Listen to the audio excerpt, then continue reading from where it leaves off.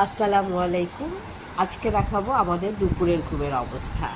এই যে ঠিক এই আড়াআড়িভাবে আমি আমার এই দুই মেয়েকে ঘুম পাড়িয়েছিলাম। একজন চলে গেছে এভাবে লম্বালম্বি এই পাশে, আরেকজন চলে গেছে এই পাশে।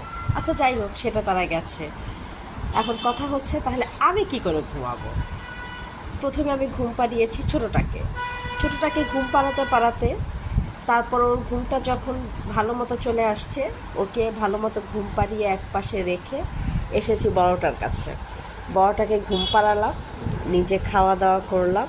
খাওয়া দাওয়া করে যখন আমি ঘুমাতে আসবো, এর মধ্যে প্রায় 1 ঘন্টা হয়ে গেছে, দেখি এই যে আমার ছোট পাখি উঠে গেছে। আ এখন সে উঠে গেছে, এখন আমি কি করে স্লিপিং করব বলো তো, বলি তো, বলে এখন আমি কি করে স্লিপিং করব।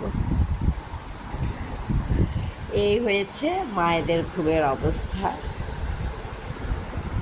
আর 2-3টা নিলাম না কেন না, এই অবস্থা। আল্লাহ হাফেজ।